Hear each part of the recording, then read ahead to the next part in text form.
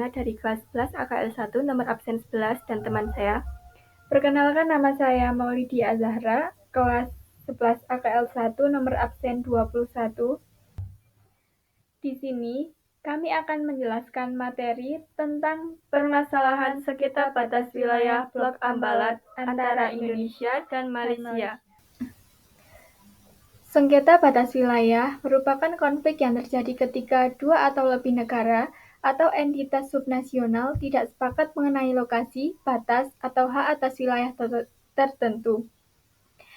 Materi tentang sengketa batas wilayah mencakup dua aspek penting, yaitu kronologi dan penyelesaian.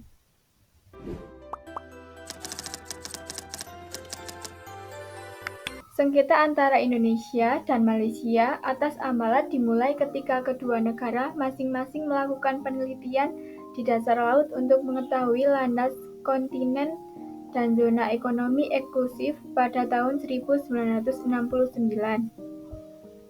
Kedua negara kemudian menandatangani perjanjian tapal batas landas kontinen Indonesia dan Malaysia pada 27 Oktober 1969 yang diratifikasi oleh masing-masing negara pada tahun yang sama.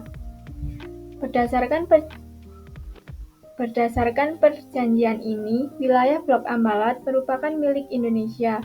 Namun, pada 1979, Malaysia mengingkari perjanjian ini dengan memasukkan Blok Maritim Ambalat ke dalam peta wilayahnya. Hal ini menyebabkan pemerintahan Indonesia menolak peta baru Malaysia tersebut. Tak hanya Indonesia, peta tersebut juga diprotes oleh Filipina, Singapura, Thailand, Tiongkok, Vietnam karena dianggap sebagai upaya atas perebutan wilayah negara lain. Aksi sepihak Malaysia ini diikuti dengan penangkapan nelayan Indonesia pada wilayah-wilayah yang diklaim. Berdasarkan klaim batas wilayah yang tercantum dalam peta tahun 1979 tersebut, Malaysia membagi dua blok konsesi minyak, yakni Blok Y atau ND6 dan Blok Z ND7. Adapun Blok Y merupakan blok yang tumpah tindih dengan wilayah konsesi minyak yang diklaim Indonesia.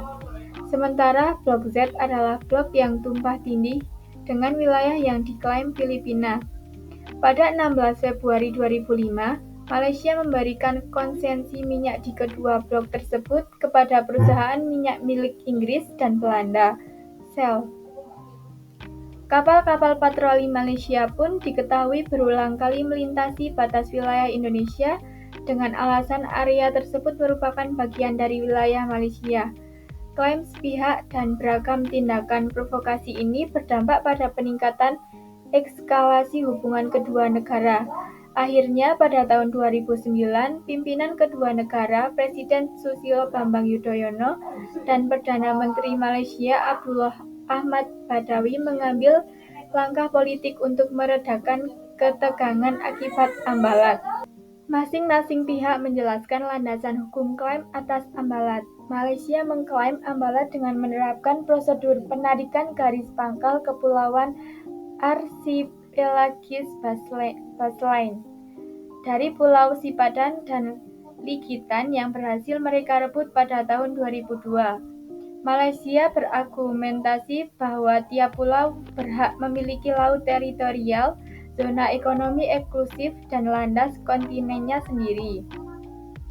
Namun, alasan ini ditolak pemerintah Indonesia yang menegaskan bahwa rezim penetapan batas landas kontinen mempunyai ketentuan khusus yang menyebut keberadaan pulau-pulau yang relatif kecil tidak akan diakui sebagai titik ukur landas kontinen. Selain itu, Malaysia adalah negara pantai coastal state dan bukan negara kepulauan archipelagic state, sehingga tidak bisa menarik garis pangkal dari Pulau Sipadan dan Ligitan. Klaim Malaysia tersebut bertentangan dengan Konvensi Hukum Laut atau UNCLOS 1982 yang sama-sama diratifikasi oleh Indonesia dan Malaysia. Berdasarkan konvensi ini, Ambalat diakui sebagai wilayah Indonesia.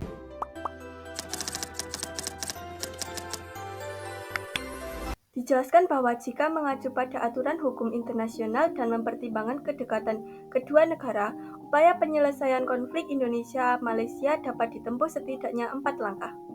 Berikut ini 4 langkah tersebut. 1. Perundingan bilateral.